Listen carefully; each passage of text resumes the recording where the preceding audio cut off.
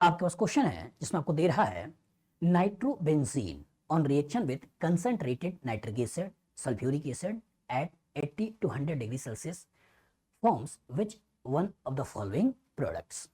ए option दे रहा है 1,4 डाइनाइट्रोबेंजीन, बी ऑप्शन आपके पास है 1,2,4 ट्राइनाइट्रोबेंजीन, सी ऑप्शन 1,2 डाइनाइट्रोबेंजीन और डी ऑप्शन 1,3 डाइनाइट्रोबेंजीन। चलिए एनालाइज करिए। क्वेश्चन क्या है, नाइट्रोबेंजीन। तो सबसे पहले आप नाइट्रोबेंजीन का स्ट्रक्चर बनाइए। तो कहानी में बेंजीन बन गया है और इसी बेंजीन पे आपने यहाँ पे नाइट्रो ग्रुप लगा दिया। तो nitrobenzene on reaction with concentrated nitric acid and sulphuric acid, on reaction with concentrated nitric acid and sulphuric acid, ठीक है, at 80 to 100 degree Celsius temperature, that means at high temperature, forms which one of the following product. ठीक है, इससे क्या product बनता है वही आपसे पूछ रहा है। चलिए सोचते हैं। बेंजीन है और बेंजीन के ऊपर NO2 ग्रुप लगा हुआ है, और जब NO2 ग्रुप लगा हुआ है तो ही आपको देखना है कि NO2 का डायरेक्टिंग नेचर कैसा है। क्या वो ऑर्थो पैरा डायरेक्टिंग है या आपका मेटा डायरेक्टिंग है। अगर ऑर्थो पैरा डायरेक्टिंग होगा तो ऑर्थो पैरा पर दूसरा इलेक्ट्रोफाइल आएगा, और अगर वो मेटा डायरेक्टिंग होगा तो मेटा पे दूसरा इलेक्ट्रोफाइल आएगा। तो जो कहानी में concentrated nitric acid sulphuric acid है, तो इन दोनों का रिएक्शन के कोरस्पॉन्डिंग आप जो इलेक्ट्रोफाइल बनाओगे वो इलेक्ट्रोफाइल क्या बनाते हो, NO2+, मतलब नाइट्रोनियम आयन। तो दैट मींस आपको नाइट्रेशन कराना है। आपको मालूम है कि जब सल्फ्यूरिक एसिड और नाइट्रिक एसिड आपस में रिएक्शन करते हैं तो सल्फ्यूरिक एसिड एसिड का काम करता है और नाइट्रिक एसिड बेस का काम करता है, और इसी में एसिड बेस रिएक्शन होता है, और एसिड बेस रिएक्शन के कोरस्पॉन्डिंग यही निकल जाता है और यहाँ से NO2+ नाइट्रोनियम आयन बन जाता है। मतलब इलेक्ट्रोफाइल का जनरेशन हो चुका है। अब ये इलेक्ट्रोफाइल या तो ऑर्थो पैरा या तो मेटा पर आएगा। अब डायरेक्टिंग नेचर आपको देखना है। तो हमने आपको बार बार बोला होता कि कॉन्सेप्ट अच्छी तरह दिमाग बैठाइए कि जब बेंजीन से डायरेक्टली अटैच एटम, उस एटम के पास अगर नेगेटिव चार्ज है, इसके पास लोन पेयर ऑफ इलेक्ट्रॉन है, इसका अल्काइल ग्रुप है, कार्बन कार्बन डबल बॉन्ड है या कार्बन कार्बन ट्रिपल बॉन्ड है, तो इसका जो नेचर होता है ये नेचर होता है ऑर्थो पैरा। लेकिन अगर बेंजीन से डायरेक्टली अटैच जो एटम है, इस डायरेक्टली अटैच एटम के पास अगर पॉजिटिव चार्ज है, अगर इसके पास आपके पास मल्टीपल बॉन्ड है with more electronegative atom without lone pair नहीं है, तो इसका जो नेचर होता है ये नेचर कैसा होता है, मेटा डायरेक्टिंग। अब ही आपको देखना है कि अगर इस NO2 को ध्यान से देखो तो NO2 को जब खोलोगे तो ये NO2 कैसे दिखाई देगा, ये NO2 कुछ ऐसे दिखाई देता है। तो सोचो, अगर यहाँ पर पॉजिटिव चार्ज है तो बेंजीन से डायरेक्टली अटैच एटम का पॉजिटिव चार्ज है, तो इसका नेचर है तो होता कौन सा है, मेटा डायरेक्टिंग।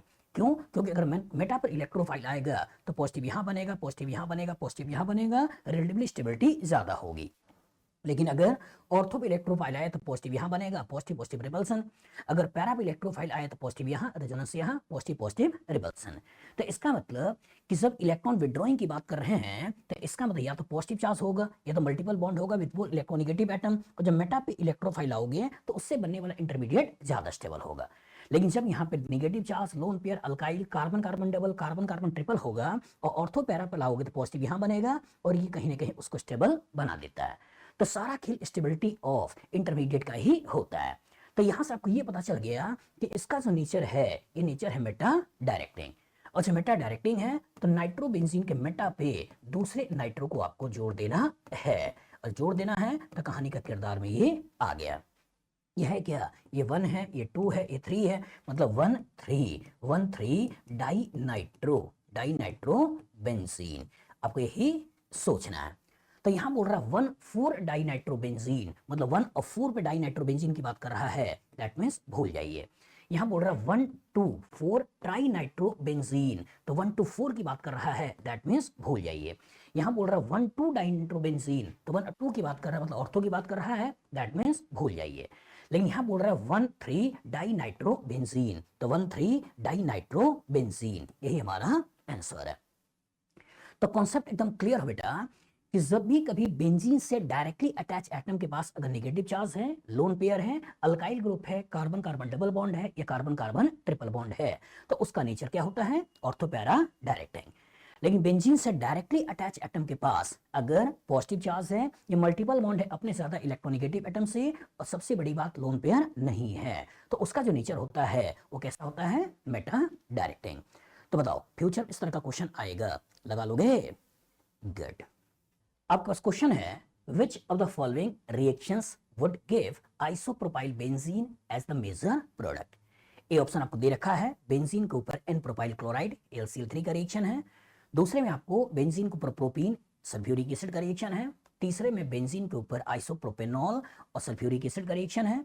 और चौथे में बेंजीन के ऊपर आइसोप्रोपाइल क्लोराइड और AlCl3 का रिएक्शन है। ये ऑप्शन बोल रहा है केवल पहले और चौथे में होगा। दूसरा ऑप्शन बोल रहा है दूसरे और तीसरे में होगा। तीसरा ऑप्शन बोल रहा है कि दूसरा, तीसरा, चौथा इसमें होगा। और चौथे में बोल रहा है डी में कि ऑल ऑफ द अबव सब में होगा। एनालाइज करो। कहानी में बेंजीन है, अल्काइल हैलाइड है, AlCl3 है। सोचिए कौन सा रिएक्शन है? Friedel craft alkylation reaction.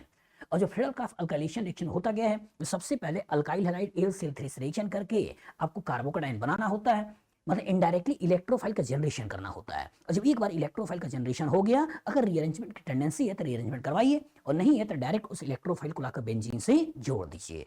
तो सोचिए जब आपने यहाँ पर एन प्रोपाइल क्लोराइड लिया है और कहानी में AlCl3 लिया है, तो जब ये Cl निकलेगा, कार्बोकेटाइन सोच रहे होगे तो प्राइमरी है, तो क्या यहाँ से हाइड्रोजन का शिफ्टिंग करके क्या यहाँ पे आपका सेकेंडरी कार्बोकेटाइन का फॉर्मेशन ही करना है? करना है। मतलब प्राइमरी कार्बोकेटाइन को रीअरेंज करके सेकेंडरी कार्बोकेटाइन में कन्वर्ट करना है। और एक बार सेकेंडरी कार्बोकेटाइन बन गया, यही सेकेंडरी कार्बोकेटाइन बेंजीन के ऊपर अटैक कर लेगा। सेकेंडरी मतलब आपका आइसोप्रोपाइल की बात कर रहे हैं। सेकेंडरी कार्बन है लेकिन आइसोप्रोपाइल कार्बोकेटाइन है। और इसी आइसोप्रोपाइल कार्बोकेटाइन को लाकर जब बेंजीन से जोड़ दिया, तो क्या इसके कोरस्पॉन्डिंग आइसोप्रोपाइल बेंजीन बना या नहीं बना? बन गया। तो दैट मींस इससे तो हम बनाएंगे। दूसरे में आसो, तो दूसरी जो कहानी कह रहा है कि प्रोपीन है और सल्फ्यूरिक एसिड का रिएक्शन है, तो propene that means carbon carbon double bond, that means electron rich, और सल्फ्यूरिक एसिड के पास है क्या? H+। तो ये अगर आपस में रिएक्शन कर दे तो यहां से भी आइसोप्रोपाइल कार्बोकेटाइन बन गया। और जब आइसोप्रोपाइल कार्बोकेटाइन बन गया, तो ये आइसोप्रोपाइल कार्बोकेटाइन भी अगर इस बेंजीन के साथ रिएक्शन कर दे, तो क्या इसके कोरस्पॉन्डिंग भी आइसोप्रोपाइल बेंजीन बना या नहीं बना? बना। तो दैट मींस यहाँ के कोरस्पॉन्डिंग भी सोचना है।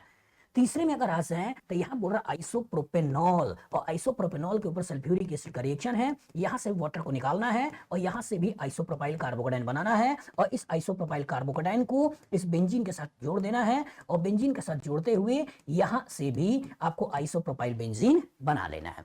तो दैट मीन्स यहाँ से भी सोचना है। चौथे में आ जाए तो चौथे में अल्काइल हैलाइड है, AlCl3 है। और जब अल्काइल हैलाइड है और AlCl3 है, तो यहां से भी ये इसके ऊपर अटैक करके Cl को हटा देता है और यहां से भी आइसोप्रोपाइल कार्बोकेटाइन बना देता है। और एक बार जो आइसोप्रोपाइल कार्बोकेटाइन बना दिया, तो ये आइसोप्रोपाइल कार्बोकेटाइन इस बेंजीन के साथ रिएक्शन कर सकता है, और बेंजीन के साथ रिएक्शन करके यहां से भी आइसोप्रोपाइल बेंजीन बना सकता है। तो यहां से भी आइसोप्रोपाइल बेंजीन बना, दैट मींस ये भी ठीक है। मतलब इन चारों के चारों रिएक्शन से हम आइसोप्रोपाइल बेंजीन बना सकते हैं। तो आइसोप्रोपाइल बेंजीन, आइसोप्रोपाइल ग्रुप और ये बेंजीन से अटैच्ड। तो जो आंसर हुआ, पहला कह रहे पहला और चौथा केवल गलत, दूसरा और तीसरा केवल गलत, दूसरा तीसरा चौथा केवल गलत, लेकिन all of the above, that means answer कौन सा है? डी। बताओ फ्यूचर इस तरह का क्वेश्चन आएगा, लगा लोगे? गुड। आपके पास क्वेश्चन है, the compound that is most reactive towards electrophilic nitration is। A option दे रहा है टॉल्वीन है, बी ऑप्शन दे रहा है बेंजीन है, सी ऑप्शन दे रहा है नाइट्रोबेंजीन है, और डी ऑप्शन दे रहा है बेंजोइक एसिड है। चलिए सोचते हैं। The compound that is most reactive towards electrophilic nitration reaction, मतलब नाइट्रेशन रिएक्शन करना है, और किस पे कराना है? बेंजीन के डेरिवेटिव से कराना है। और जब बेंजीन का डेरिवेटिव से कराना है, तो हमने आपको क्या पढ़ाया है कि सबसे पहले जब इलेक्ट्रोफिलिक सब्स्टिट्यूशन रिएक्शन होता है, तो formation of an electrophile, attack of electrophile और डीप्रोटोनेशन। और जो अटैक ऑफ इलेक्ट्रोफाइल है, यही स्टेप क्या होता है? RDS। और अटैक ऑफ इलेक्ट्रोफाइल RDS है, तो इसका मतलब जो आप इंटरमीडिएट के बारे में सोच रहे होगे, यही इंटरमीडिएट बन रहा होगा। यही RDS है, यही आपका स्लो स्टेप है। तो दैट मींस जितना ज्यादा यहाँ पैसा होगा, उतना आसानी से इलेक्ट्रोफाइल के ऊपर रिएक्शन होगा। या दूसरे शब्दों में जितना ज्यादा स्टेबल कार्बोकेटाइन बनेगा उतना आसानी से बन जाएगा। तो जितना ज्यादा पैसा इसके ऊपर होगा उतना आसानी से अटैक करेगा। इसका क्या मतलब हुआ? इसका मतलब ये हुआ कि अगर कभी बेंजीन से कोई इलेक्ट्रॉन डोनेटिंग ग्रुप लगा हुआ हो, कौन कौन से हो सकते हैं? प्लस एम हो सकते हैं, प्लस हाइपर कंजुगेशन हो सकते हैं, प्लस आई हो सकता है। इसकी रिएक्टिविटी अनसब्स्टिट्यूटेड बेंजीन से ज्यादा होती है। लेकिन इसी पर्टिकुलर में अगर मैं कोई इलेक्ट्रॉन विड्रॉइंग ग्रुप लगा दूं, माइनस एम लगा दूं, माइनस आई लगा दूं, तो यहाँ पैसा कम हो गया। और जब यहाँ पैसा कम हो गया तो इसकी रिएक्टिविटी भी कम हो गई। तो जो क्वेश्चन में बोल रहा है कि नाइट्रेशन कराना है, मतलब इलेक्ट्रोफिलिक सब्स्टिट्यूशन रिएक्शन कराना है, NO2+ के ऊपर अटैक कराना है, तो ये देखना है कि कितना ज्यादा पैसा लगा है। तो पहले वाले केस में जो टॉल्वीन की बात कर रहा है, और टॉल्वीन का अगर आप स्ट्रक्चर बनाओ तो स्ट्रक्चर में होगा क्या? बेंजीन के साथ CH3 जुड़ा होगा। जब दूसरा बेंजीन की बात कर रहे हैं तो जब बेंजीन का स्ट्रक्चर बनाओ तो इस बेंजीन का मतलब यहां पर क्या लगा हुआ है? H। अगर मैं नाइट्रोबेंजीन का स्ट्रक्चर बनाऊं तो नाइट्रोबेंजीन में क्या होगा? इस बेंजीन से हमने जोड़ रखा है NO2, नाइट्रोबेंजीन। और बेंजोइक एसिड का मतलब क्या है? इस बेंजीन से आपको जोड़ना है COOH, ये हो गया बेंजोइक एसिड। अब इस सिग्नेचर को पहचानना है कि जब बेंजीन से डायरेक्टली अल्काइल ग्रुप लगा है, इसके पास हाइड्रोजन है, तो प्लस हाइपर कंजुगेशन से प्लस आई से पैसा दे रहा होगा। जब H की बात कर रहे हैं तो H है क्या? ये H आपका रेफरेंस वैल्यू है जो ना ही पैसा देता है ना ही पैसा खींचता है। जब कहानी के अंदर NO2 है तो यहाँ A double bond B C double bond D, ये माइनस M से पैसा खींच रहा है। और जब कहानी के अंदर बेंजोइक एसिड मतलब COOH, यहाँ भी A double bond B C double bond D, ये भी माइनस M से पैसा खींच रहा है। तो दो यहाँ पर माइनस M से पैसे खींचने वाले हैं, मतलब पैसा सबसे कम है। H यहाँ रेफरेंस वैल्यू है, लेकिन यहाँ CH3 का हाइपर कंजुगेशन प्लस I है, यही पैसा ज्यादा है, इससे रिएक्टिविटी ज्यादा होगी towards any electrophile. That means हमारा जो आंसर निकल के आता है बेटा, वो आंसर क्या आ जाता है? A। तो कॉन्सेप्ट एकदम क्लियर रखिएगा कि जितना ज्यादा पैसा होगा उतना आसानी से हम किसी गरीब को पैसा दे देते हैं। और गरीब है कौन? इलेक्ट्रोफाइल। तो कभी आपका हेलोजनेशन कराएगा, कभी नाइट्रेशन कराएगा, कभी सल्फोनेशन कराएगा, कभी फ्रीडल क्राफ्ट अल्काइलेशन कराएगा, कभी फ्रीडल क्राफ्ट एसाइलेशन कराएगा, कभी फॉर्माइलेशन कराएगा, कभी नाइट्रोसेशन रिएक्शन कराएगा। तो सारे के सारे हैं क्या? बस इलेक्ट्रोफाइल का जनरेशन कर रहे हैं, गरीब का फॉर्मेशन कर रहे हैं, उसी गरीब का बेंजीन के साथ रिएक्शन कराने वाले। उसी में एक एग्जांपल दे दिया है, वो एग्जांपल कौन सा है? Nitration reaction. बताओ फ्यूचर इस तरह का क्वेश्चन आएगा, लगा लोगे? गुड। आपके पास क्वेश्चन है, some meta directing substituents in aromatic substitutions are given, which one is most deactivating? A option दे रहा है NO2, दूसरा दे रहा है COOH, तीसरा दे रहा है CN और चौथा दे रहा है SO3H। एनालाइज करिए। Some meta directing substituent in aromatic substitutions are given, ये मेटा डायरेक्टिंग सब्स्टिट्यूएंट दिए हैं। पूछ क्या रहा है? Which one is most deactivating, जो सबसे ज्यादा पैसा खींचेगा वो कौन सा है? तो क्वेश्चन में दो चीज है कि आपको पता करना है कौन मेटा डायरेक्टिंग है और उसका नेचर में पावर किसका ज्यादा है। तो हमने आपको क्या पढ़ाया है? मेटा डायरेक्टिंग नेचर का मतलब क्या है कि बेंजीन से डायरेक्टली अटैच जो एटम है, पहचाने क्या क्या तरीका है, ये तो बताया है कि बेंजीन से डायरेक्टली अटैच एटम जो है, इस एटम के पास अगर पॉजिटिव चार्ज है, जैसे क्या हो गया NH3+, या इसकी मल्टीपल बॉन्डिंग है with more electronegative atom, more electronegative atom से मल्टीपल बॉन्डिंग है without lone pair, without loan pair. तो इन सभी का नेचर क्या होता है? Meta directing, Meta directing. तो अगर इसको ध्यान से देखो तो सभी कहानी वही है। जब आप नाइट्रोबेंजीन की बात कर रहे हो तो नाइट्रोबेंजीन में है क्या? यहाँ पर N डबल बॉन्ड O, यहाँ O-, ये हो गया प्लस, तो नाइट्रोजन के ऊपर प्लस चार्ज आ गया, दैट मींस मेटा डायरेक्टिंग। जो COOH की बात कर रहे हो तो COOH में है क्या? ये बेंजीन और बेंजीन के ऊपर CO और यहाँ लगा हुआ OH, multiple bond with more electronegative atom. तीसरा बोल रहा है CN, और जो CN की बात कर रहा है तो कहानी के अंदर है क्या? इसमें C ट्रिपल बॉन्ड N, तो multiple bond with more electronegative atom. और चौथे की बात कर रहे हैं SO3H। जब SO3H की बात करें और इसको अगर खोल के लिखें तो इस कहानी में किरदार कुछ ऐसे है। तो यहाँ भी A double bond B C double bond D, ये भी मल्टीपल बॉन्ड है विद मोर इलेक्ट्रोनेगेटिव एटम। तो इसका तो सारे के सारे जो है मेटा डायरेक्टिंग है। क्यों? क्योंकि अगर मेटा पे इलेक्ट्रोफाइल का अटैक कराओगे तो उससे बनने वाला इंटरमीडिएट ज्यादा स्टेबल होगा, ऑर्थोपैरा पे अटैक कराओगे तो उससे बनने वाला इंटरमीडिएट कम स्टेबल होगा। और क्वेश्चन क्या है? आपको बताना है मोस्ट डीएक्टिवेटिंग। मोस्ट डीएक्टिवेटिंग मतलब घर से बहुत ज्यादा पैसा खींच चुका है, सबसे ज्यादा पैसा खींच चुका है, मतलब इलेक्ट्रोफाइल का अटैक करना सबसे ज्यादा डिफिकल्ट है। तो जो कहानी के अंदर NO2 है, तो आपको पहचानना है कि NO2 किस इफेक्ट से पैसा खींचेगा। तो A double bond B C double bond D minus M, acid किस इफेक्ट से पैसा खींचेगा, A double bond B C double bond D minus M. CN किस इफेक्ट से पैसा खींचेगा, A double bond B C triple bond D minus M. SO3H किस effect से पैसा खींचेगा, A double bond B C double bond D minus M. तो यहां जो क्वेश्चंस दिए हैं वो सारे के सारे माइनस एम से पैसे खींच रहे हैं। अब आपको करना क्या है, आपको ऑर्डर ही तो पकड़ना है। इनमें जिसका ज्यादा माइनस एम होगा पैसा ज्यादा खींचेगा, घर में पैसा कम होगा, इनडायरेक्टली इलेक्ट्रोफाइल को रिएक्शन करना सबसे स्लो होगा, वही आपका मोस्ट डीएक्टिवेटिंग ग्रुप होगा। तो ऑर्डर आपको याद होना चाहिए। तो जो ऑर्डर आपको याद होना चाहिए, जो माइनस एम का ऑर्डर मैंने आपको लिखवाया है, वो माइनस एम का क्या ऑर्डर लिखवाया है, सबसे पहले लिखवाया है मैंने NO2, फिर क्या लिखवाया है SO3H, फिर क्या लिखवाया है नाइट्राइल, फिर क्या लिखवाया है आपका एल्डिहाइड, फिर क्या लिखवाया है कीटोन। तो यही सब कहानियां तो लिखवाई है। और जब यही सब कहानियां लिखवाई है तो NO2 यहाँ है, फिर बात करें SO3H यहाँ है, फिर बोल रहा है साइनाइड, तो साइनाइड आपका यहाँ है, फिर एल्डिहाइड कीटोन, उधर आपका एसिड आता है, तो एसिड आपका लास्ट में है। तो जो पूछ रहा है कि मोस्ट डीएक्टिवेटिंग, तो कौन सा हो गया, जब नाइट्रो ग्रुप लगा होगा तो मोस्ट डीएक्टिवेटिंग होगा। बताओ इस तरह का क्वेश्चन अगर फ्यूचर में आएगा लगा लोगे। गुड। आपके पास क्वेश्चन है, which of the following compounds will not undergo Friedel Crafts reaction easily. A option दे रहा है नाइट्रोबेंजीन, बी ऑप्शन दे रहा है टोल्यूइन, सी ऑप्शन दे रहा है क्यूमीन और डी ऑप्शन दे रहा है ज़ाइलीन। चलिए सोचते हैं, विच of the following compound will not undergo Friedel Crafts reaction easily. कौन फ्रीडल-क्राफ्ट रिएक्शन इजीली नहीं देता है। सोचिए, तो पहला क्वेश्चन आया कि सब फ्रीडल-क्राफ्ट रिएक्शन होता क्या है। तो फ्रीडल-क्राफ्ट रिएक्शन होता है बेटा कि सब एरोमेटिक कंपाउंड्स जैसे बेंजीन के ऊपर जब हम अल्काइल हैलाइड का ट्रीटमेंट करते हैं इन प्रेजेंस ऑफ AlCl3, तो यहीं से हैलोजन निकल जाता है, कार्बोकेटाइन बन जाता है और इसी कार्बोकेटाइन को बेंजीन से जोड़ देते हैं और अल्काइल बेंजीन बना लेते हैं। यही फ्रीडल-क्राफ्ट अल्काइलेशन रिएक्शन है। जब एसाइलेशन की बात करते हैं तो कहानी के अंदर होता क्या है, एसिड हैलाइड होता है, साथ में AlCl3 होता है और यहाँ से एसाइल कार्बोकेटाइन बना लेते हैं और इसी एसाइल कार्बोकेटाइन को लाकर बेंजीन से जोड़ देते हैं और इसको बोल देते हैं फ्रीडल-क्राफ्ट एसाइलेशन रिएक्शन। तो जब क्वेश्चन में केवल रिएक्शन बोल रहा है, फ्रीडल-क्राफ्ट रिएक्शन बोल रहा है, तो इसका मतलब अल्काइलेशन भी सोचना है और एसाइलेशन भी सोचना है। सोचिए, अब बोल रहा है कि आपका will not undergo Friedel-Crafts alkylation reaction easily. तो सोचिए, जितना ज्यादा पैसा होगा उतना आसानी से इलेक्ट्रोफाइल के ऊपर अटैक करेगा और जितना कम पैसा होगा उतना डिफिकल्टी से इसके ऊपर अटैक करेगा।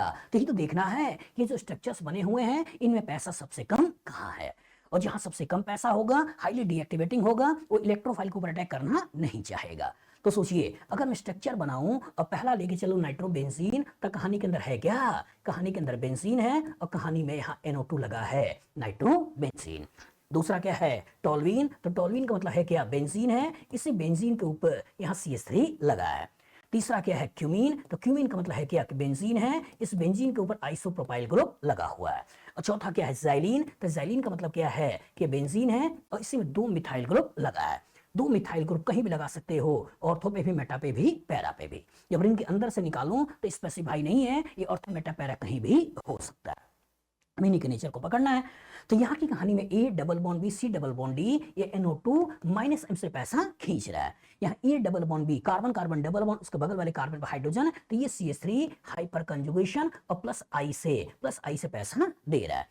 यहाँ भी अगर देखा जाए आइसोप्रोपाइल, ये भी आपका हाइपर कंजुगेशन और प्लस I से पैसा दे रहा है। यहाँ CH3 plus hyper conjugation plus I से पैसा दे रहा है, ये CH3 भी plus hyper conjugation plus I से पैसा दे रहा है। तो देखिए ध्यान से, यहाँ पैसा आ रहा है, यहाँ पैसा आ रहा है, यहाँ पैसा आ रहा है और यहाँ से पैसा खींचा जा रहा है। और जब यहाँ से पैसा खींचा जा रहा है तो घर में पैसा है ही नहीं, और जब घर में पैसा है ही नहीं तो इलेक्ट्रोफाइल के ऊपर अटैक भी आसानी से नहीं करेगा। और जब आसानी से नहीं करेगा तो ही बोल रहा है not undergo, will not undergo Friedel Crafts reaction easily. तो जो इजीली नहीं देगा वो कौन सा है, नाइट्रोबेंजीन। हमारा आंसर क्या निकल जाता है, ए। बताओ फ्यूचर इस तरह का क्वेश्चन आएगा, लगा लोगे। गुड। आपके पास क्वेश्चन है, which of the following is most reactive towards electrophilic substitution reaction। सबसे ज्यादा रिएक्टिव कौन सा है A option aniline, B option nitrobenzene, C option benzoic acid और डी ऑप्शन एसीटोनाइट्राइल। सोचिए, एनालाइज करिए, which of the following is most reactive, सबसे ज्यादा रिएक्टिव है टुवर्ड्स इलेक्ट्रोफिलिक सब्स्टिट्यूशन रिएक्शन। सोचिए, जब इलेक्ट्रोफिलिक सब्स्टिट्यूशन रिएक्शन की बात कर रहे हैं तो सबसे पहले फॉर्मेशन ऑफ एन इलेक्ट्रोफाइल होता है, उसके बाद अटैक ऑफ एन इलेक्ट्रोफाइल होता है, बाद में प्रोटॉन को निकाल देते हैं, डीप्रोटोनेशन होता है और उसके कॉरस्पॉन्डिंग प्रोडक्ट बन जाता है। तो इसका मतलब यही आपका इलेक्ट्रोफिलिक सब्स्टिट्यूशन रिएक्शन है। और इस इलेक्ट्रोफिलिक सब्स्टिट्यूशन रिएक्शन में अगर आरडीएस स्टेप की बात करें तो आरडीएस स्टेप में होता क्या है, अटैक ऑफ इलेक्ट्रोफाइल, वही आपका आरडीएस स्टेप होता है। और जो attack of electrophile RDS step होता है तो इसके कॉरस्पॉन्डिंग हम ये जो स्टेप बनाते हैं इस स्टेप को क्या बोलते हैं, आरडीएस है। सोचिए, अगर ये आरडीएस है तो इसका मतलब है क्या कि जितना ज्यादा यहाँ पैसा होगा उतना आसानी से इलेक्ट्रोफाइल को अटैक करेगा, इनडायरेक्टली उसकी उतनी ज्यादा रिएक्टिविटी होगी। अगर मेजर माइनर की बात करें तो जितना ज्यादा स्टेबल एक कार्बोकैटायन बनेगा उतनी आसानी से यहां से यहां चला आएगा, दैट मींस उतना आसानी से बनना मतलब उतना ही कॉरस्पॉन्डिंग मेजर प्रोडक्ट का बनना होता है। तो इसका मतलब जब रिएक्टिविटी की बात करें तो आपको केवल और केवल देखना है कि यहाँ कितना सारा पैसा है। जितना ज्यादा पैसा होगा उतना आसानी से इलेक्ट्रोफाइल को अटैक करेगा, वही मोस्ट रिएक्टिव होगा। और जब यहाँ पे मोस्ट रिएक्टिव की बात कर रहा है तो पहले स्ट्रक्चर को मालूम करते हैं कि इसके स्ट्रक्चर्स क्या क्या है। ए में कह रहा है एनिलीन, तो एनिलीन है क्या, इस बेंजीन के ऊपर NH2 ग्रुप लगा है, ये हो गया एनिलीन। नाइट्रोबेंजीन क्या है, तो नाइट्रोबेंजीन होता है कि बेंजीन, इस बेंजीन के ऊपर NO2 लगा है, ये हो गया नाइट्रोबेंजीन। बेंजोइक एसिड क्या है, तो बेंजोइक एसिड है बेंजीन और इस बेंजीन के ऊपर COOH ग्रुप लगा है, ये हो गया नाइट्रोबेंजीन। एसिटेनिलाइट क्या होता है, एसिटेनिलाइट होता है बेंजीन और बेंजीन के ऊपर यहाँ पर NH और यहाँ पर COCH3, ये हो जाता है एसिटेनिलाइट। अभी आपको देखना है, तो मैंने क्या बोला था, घर में जितना ज्यादा पैसा होगा उतना ज्यादा उसकी रिएक्टिविटी होगी। मतलब क्या है कि अगर आपने बेंजीन से कभी इलेक्ट्रॉन डोनेटिंग ग्रुप लगा दिया तो इसकी रिएक्टिविटी ज्यादा होगी, कभी रेफरेंस वैल्यू लगा दिया तो इसकी रिएक्टिविटी कम होगी, और कभी इसी पर्टिकुलर से इलेक्ट्रॉन विड्रॉइंग ग्रुप लगा दिया तो इसकी रिएक्टिविटी सबसे कम होगी। डोनेशन किससे होगा, डोनेशन हो सकता है प्लस M के द्वारा, हाइपर कंजुगेशन के द्वारा, प्लस I के द्वारा। विड्रॉल किससे हो सकता है, विड्रॉल हो सकता है माइनस M के द्वारा और माइनस I के द्वारा, यही तो होगा। अभी आपको देखना है, इन नेचर को पहचानना है।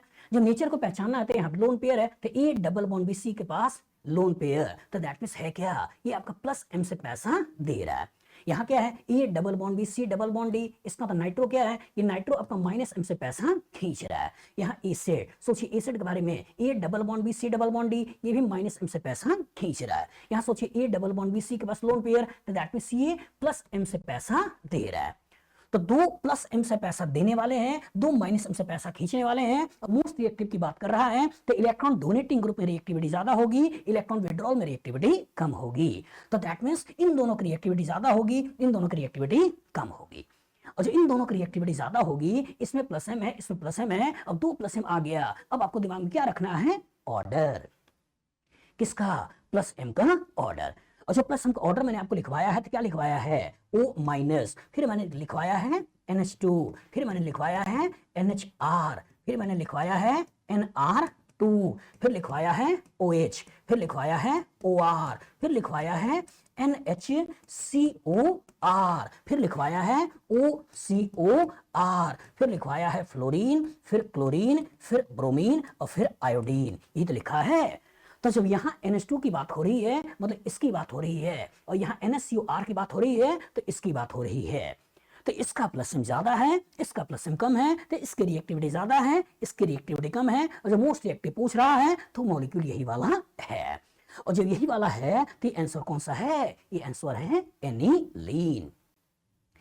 तो कॉन्सेप्ट एकदम क्लियर हो बेटा कि जब भी कभी रिएक्टिविटी का क्वेश्चन आए तो आपको केवल यही देखना है कि घर में कितना ज्यादा पैसा है। जितना ज्यादा पैसा होगा उतना ज्यादा रिएक्टिव होगा, जितना कम पैसा होगा उतना कम रिएक्टिव होगा। बताओ फ्यूचर इस तरह का क्वेश्चन आएगा, लगा लोगे, गुड। आपके पास क्वेश्चन है, the compound with molecular formula C8H10 which will give only two isomers on electrophilic substitution with chlorine FeCl3 or with nitric acid sulfuric acid S। A option दे रहा है para dimethyl benzene, B बोल रहा है Meta di methyl benzene, तीसरा बोल रहा है ऑर्थो डाई मिथाइल बेंजीन और चौथा बोल रहा है इथाइल बेंजीन। चलिए सोचते हैं क्वेश्चन क्या है। The compound with molecular formula C8H10, मतलब कार्बन 8 है, हाइड्रोजन 10 है। और जब भी कभी मॉलिक्यूलर फार्मूला आ जाए तो सबसे पहले आपके दिमाग में क्या आना चाहिए, ये आना चाहिए डिग्री ऑफ अनसैचुरेशन। और डिग्री ऑफ अनसैचुरेशन का फार्मूला क्या है, कार्बन का नंबर को दोगुना कर दो, 2 जोड़ दो, हाइड्रोजन हेलोजन घटा दो, नाइट्रोजन को जोड़ दो और 2 से डिवाइड कर दो। सोचिए अगर यहाँ पे कार्बन 8 है तो 8 दूना 16, 16 दो 18, 18 माइनस 10 कितने हो गए 8, 8/2 मतलब डी इसका कितना हो गया 4। और अगर डी 4 है तो इसका तो बेंजीन है, क्योंकि बेंजीन के अंदर 3 डबल बॉन्ड है, एक रिंग है, तो डी 4 है। तो दैट मींस बेंजीन के अलावा और कोई डबल बॉन्ड और कोई रिंग नहीं है। तो यहाँ बोल भी क्या रहा है पैरा डाई मिथाइल बेंजीन, और जो पैरा डाई मिथाइल बेंजीन इसके अगर आप स्ट्रक्चर को बनाओ तो इसका मतलब एक ही बेंजीन दिख रहा है, तो इसका 6 और 2 8 हो चुके हैं, ठीक है। फिर बोल रहा मेटा डाई मिथाइल बेंजीन, और जब मेटा डाई मिथाइल बेंजीन का स्ट्रक्चर बनाओगे तो मेटा डाई मिथाइल बेंजीन का स्ट्रक्चर ये बन गया, ये कहानी भी ठीक है, इसके अंदर भी 8 कार्बन है और DU 1 है। तीसरा बोल रहा है कि ऑर्थो डाइमिथाइल बेंजीन, और जो ऑर्थो डाइमिथाइल बेंजीन का स्ट्रक्चर बनाया तो इसके करस्पॉन्ड एक यहाँ और एक यहाँ आया, ऑर्थो डाइमिथाइल बेंजीन बन गया। फिर इथाइल बेंजीन, और जो इथाइल बेंजीन का स्ट्रक्चर बनाया तो इसी में इथाइल ग्रुप लगा दिया और कॉरस्पॉन्डिंग इथाइल बेंजीन बना दिया। तो चारों के चारों इस मॉलिक्यूलर फार्मूला को फिट कर रहे हैं, मतलब ये मॉलिक्यूलर फार्मूला तो इन चारों के लिए वैलिड है। अब आगे which will give only two isomers, which will give only two isomers on electrophilic substitution reaction, चाहे हम क्लोरीनेशन कराएं चाहे हम नाइट्रेशन कराएं। तो अगर क्वेश्चन में कह रहा है कि केवल 2 आइसोमेरिक प्रोडक्ट बन रहा है, इसका मतलब इसके अंदर केमिकली डिफरेंट हाइड्रोजन वो कितने होने चाहिए 2 होने चाहिए। अगर केमिकली डिफरेंट हाइड्रोजन 2 होगा तो 2 जगहों पे क्लोरीन या फिर आपका NO2 आएगा, और अगर उसके अंदर एक केमिकल डिफरेंट हाइड्रोजन होगा तो एक ही जगह क्लोरीन NO2 आएगा। 3 होगा तो 3 जगहों पे आएंगे, तो ही आपको देखना है। और सोचिए जब हम पैरा वाली की बात कर रहे हैं तो ध्यान से देखोगे कि चारों के चारों पोजीशन एक जैसी नहीं है। अगर यहाँ पे कोई इलेक्ट्रोफाइल ला दें तो 1 to 4 पोजीशन है, यहाँ ला दे तो भी 1 to 4 पोजीशन है, यहाँ ला दे तो भी 1 to 4 पोजीशन है, और यहाँ ला दे तो भी 1 to 4 पोजीशन है। तो इसके अंदर केमिकली डिफरेंट हाइड्रोजन केवल एक है। अगर मैं इसकी बात करूं तो एक केमिकल डिफरेंट पोजीशन ये वाली है, एक केमिकली पोजीशन डिफरेंट पोजीशन ये वाली है, ये और ये सेम है, एक केमिकल डिफरेंट पोजीशन ये वाली है। तो दैट मींस जब क्लोरीनेशन कराओगे तो क्लोरीन यहां भी आ सकता है जिसमें 1 to 3 पोजीशन हो गई, यहां करोगे तो 1 to 4 पोजीशन हो गई, यहां करोगे तो 1 3 5 पोजीशन हो गई। तो दैट मींस यहां से 3 केमिकल डिफरेंट हाइड्रोजन मतलब 3 जगहों पे क्लोरीन या NO2 आ सकता है।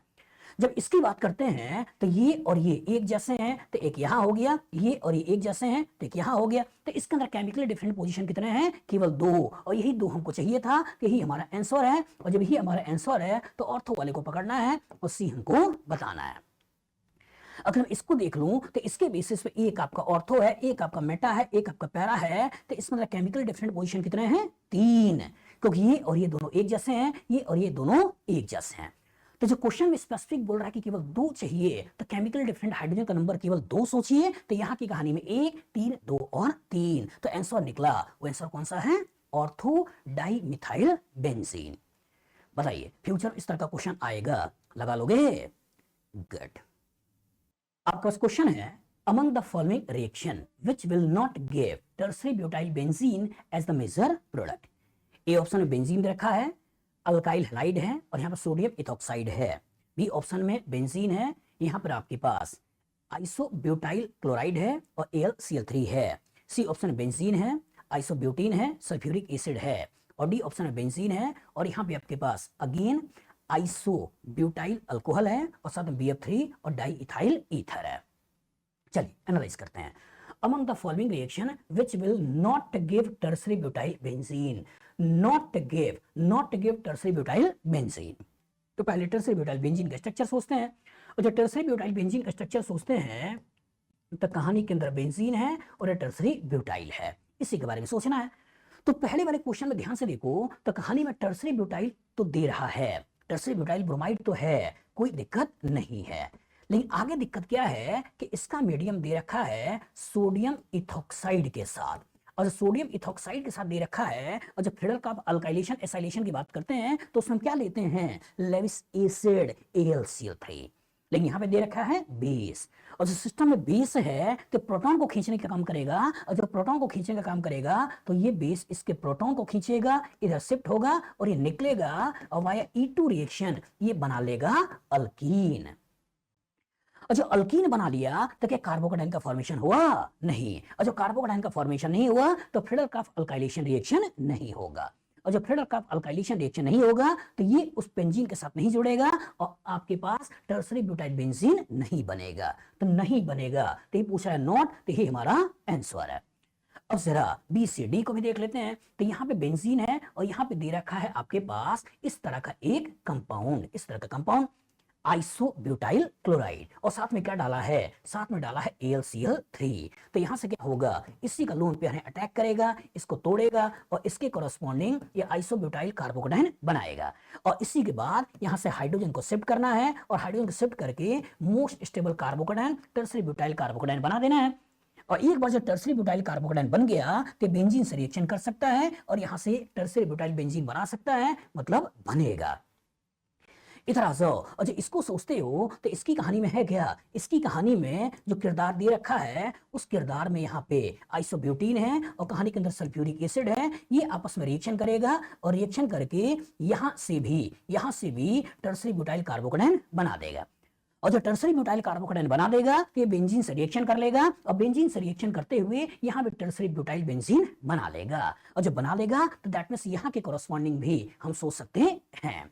लेकिन अगर इसको देखें और इसके कोरस्पॉन्डिंग अगर लेके चलें तो यहाँ की कहानी में है क्या? यहाँ की कहानी में अगेन आपके पास आइसोब्यूटाइल अल्कोहल है और साथ में डाल क्या रहे हो? BF3, और जब डाल रहे हो BF3 तो इसका मतलब यहाँ बोरोन के ऑक्टेट में केवल इलेक्ट्रॉन 6 है, ये भी इलेक्ट्रॉन डेफिशिएंट स्पीशीज है, और जो डेफिशिएंट स्पीशीज है इसका यहाँ अटैक करा दो, इसको तोड़ दो और इसके कोरस्पॉन्डिंग यहाँ से भी आइसोब्यूटाइल कार्बोकेटाइन बना दो, यहाँ से हाइड्राइड की शिफ्टिंग करा दो और हाइड्राइड की शिफ्टिंग करके यहाँ से भी टर्सरी ब्यूटाइल कार्बोकेटाइन बना लो, और एक बार यहां से भी टर्सरी ब्यूटाइल कार्बोकेटाइन बन गया तो ये भी बेंजीन के साथ रिएक्शन कर लेगा और रिएक्शन करके कोरस्पॉन्डिंग टर्सरी ब्यूटाइल बेंजीन बना देगा, तो यहां से भी बन जाएगा। तो जहां से नहीं बनेगा वो आंसर कौन सा हो गया? ए, यही तो होगा। तो कहानी का ट्विस्ट ये है बेटा कि फ्रीडल-क्राफ्ट अल्काइलेशन कराने के लिए मीडियम हमेशा एसिडिक सोचना है, लेकिन एसिड की मौजूदगी में रिएक्शन कराना है, हमें बेस की मौजूदगी में रिएक्शन नहीं कराना है, क्योंकि बेस की मौजूदगी में रिएक्शन कराओगे तो रिएक्शन आपका E2 रिएक्शन हो जाएगा, अल्कीन बन जाएगा, कार्बोकेटाइन का फॉर्मेशन नहीं करेगा। बताओ फ्यूचर इस तरह का क्वेश्चन आएगा, लगा लोगे? गुड। आपके पास क्वेश्चन है, in the given reaction benzene है, साइक्लोहेक्सीन है, HF का रिएक्शन है 0 डिग्री सेल्सियस टेम्परेचर से, इसे P बनाया है और वही पूछ रहा है the product P is. A option कुछ ऐसा दे रखा है, बी में ये है, सी में ये है और डी में ये है। एनालाइज करिए, सोचिएगा। कहानी के अंदर बेंजीन है, कहानी के अंदर क्या है? बेंजीन है, और कहानी के अंदर क्या है? साइक्लोहेक्सीन है, और कहानी में है क्या? HF मतलब H प्लस है। सोचिए HF मतलब H प्लस है, H प्लस अगर यहाँ रिएक्शन करता है तो यहाँ की रिएक्शन के कोरस्पॉन्डिंग ये क्या बना देगा? ये बना देगा कार्बोकेटायन। क्या बना देगा? कार्बोकेटायन। अब सोचिए कार्बोकेटायन बन चुका है, बेंजीन सिस्टम में है, कौन सा रिएक्शन है? Friedel-Crafts alkylation reaction, formation of an electrophile, attack of an electrophile, deprotonation. मतलब आपको करना क्या है? अब आपको ये बेंजीन लेना है, इसी बेंजीन के ऊपर इस कार्बोकेटायन का रिएक्शन करना है, और जो कार्बोकेटायन का रिएक्शन होगा इसी कार्बोकेटायन को बेंजीन से जोड़ दोगे, बाद में डीप्रोटोनेट कर दोगे और इसके कोरस्पॉन्डिंग आप जो प्रोडक्ट बना लोगे वो प्रोडक्ट कुछ ऐसा बन गया, बेंजीन, और इसी बेंजीन से साइक्लोहेक्साइल पार्ट को जोड़ दो और ऐसा बना दो। मतलब इस साइक्लोहेक्सीन और H प्लस के रिएक्शन के कोरस्पॉन्डिंग कार्बोकेटायन का फॉर्मेशन है, मतलब फॉर्मेशन ऑफ एन इलेक्ट्रोफाइल है, फिर दूसरा अटैक ऑफ एन इलेक्ट्रोफाइल है और तीसरा डीप्रोटोनेशन है, और डीप्रोटोनेट करते हुए आपको इसको जोड़ देना है और फ्रीडल-क्राफ्ट अल्काइलेशन सोच लेना है। तो ई ऑप्शन ये बोल रहा है भूल जाओ, बी में फ्लोरीन है भूल जाओ, सी में फ्लोरीन है भूल जाओ और डी में यही आपको दिया हुआ है, यही हमारा आंसर है। तो क्वेश्चन देखकर डरिए नहीं, सोचिए कि बेंजीन है मतलब इलेक्ट्रोफिलिक सब्स्टिट्यूशन रिएक्शन हो रहा होगा, तो इलेक्ट्रोफाइल के फॉर्मेशन के बारे में सोचिए कि किस तरीके से इलेक्ट्रोफाइल को बना ले।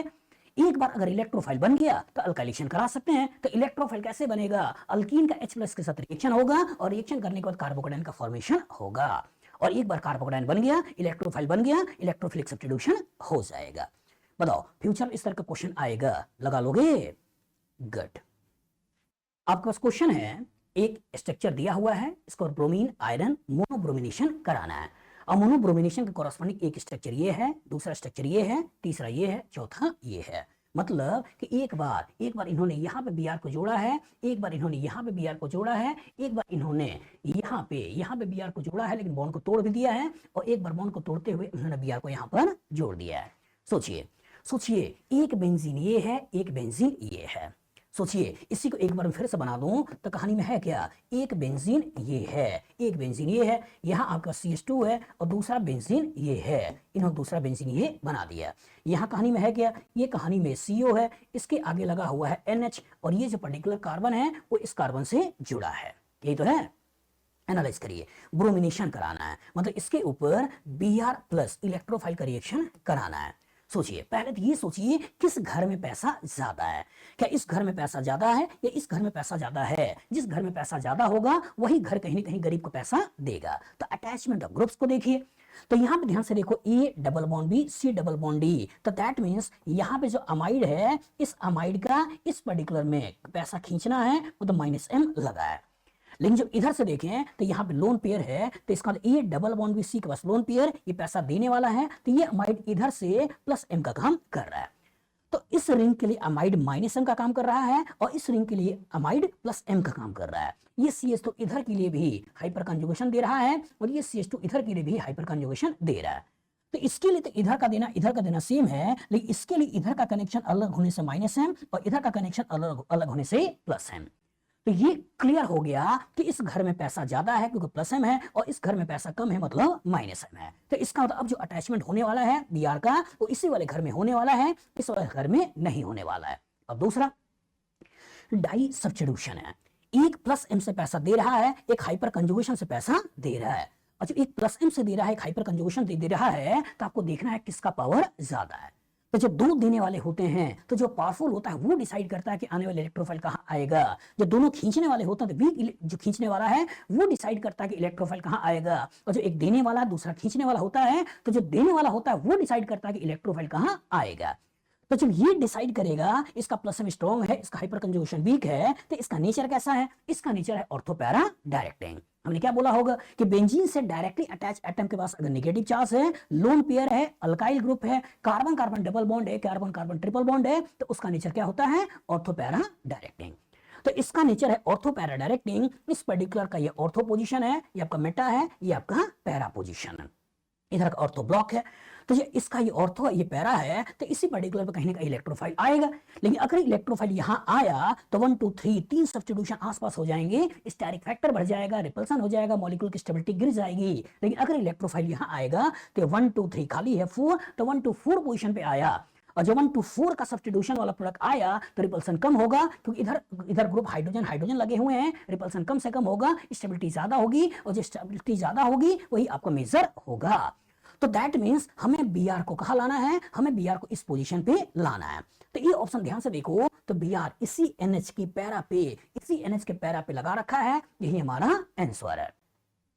बी में देखो इसके ऑर्थो पे लगा रखा है, तो ऑर्थो पे नहीं सोचना है, इसमें देखो तो रिंग को तोड़ दिया है, इसमें देखो तो रिंग को तोड़ दिया है, इसे वैसे ही छोड़ दो। तो इस क्वेश्चन के कोरस्पॉन्डिंग में आपको क्या बताना चाहता हूं, इस क्वेश्चन के कोरस्पॉन्डिंग बताना चाहता हूं कि बड़े से स्ट्रक्चर देखकर डरिए नहीं, पहले सोचिए कि घर अगर एक से ज्यादा है तो किस घर में पैसा है। कहीं घर से पैसा खींचने वाला ग्रुप, कहीं घर में पैसा देने वाला ग्रुप नहीं है, और जिस घर में पैसा देने वाला ग्रुप है वो घर अमीर है, और वही अमीर घर किसी गरीब को पैसा देगा। और गरीब को पैसा देगा तो अलग अलग गरीब हो सकते हैं, कभी हेलोजिनेशन करा देगा, कभी नाइट्रेशन करा देगा, कभी सल्फोनेशन करा देगा, कभी अल्काइलेशन करा देगा, कभी एसाइलेशन करा देगा, कभी फॉर्माइलेशन करा देगा, कभी नाइट्रोसिसन रिएक्शन करा देगा, कभी नीम रिएक्शन में चले जाएं और फिनॉल चैप्टर में चले जाएं तो कभी रिमर-डिमन रिएक्शन करा देगा, कभी कोल्बे रिएक्शन करा देगा, कभी एनिलीन चैप्टर में चले जाएं तो उसमें हो सकता है डाइजो कपलिंग रिएक्शन करा दे और आपसे क्वेश्चन पूछ ले। तो वो सब गरीब के नाम है बेटा, बस गरीब आ गया तो घर देखो किस घर में पैसा ज्यादा है, और जो एक से ज्यादा चीजें लगी हुई हैं उसके अंदर, तो उन ग्रुप का नेचर देखो कि ग्रुप के नेचर कैसे हैं, क्या उसका नेचर ऑर्थो पैरा डायरेक्टिंग है या उसका नेचर मेटा डायरेक्टिंग ग्रुप है। बताओ फ्यूचर इस तरह का क्वेश्चन आएगा, लगा लोगे? गुड।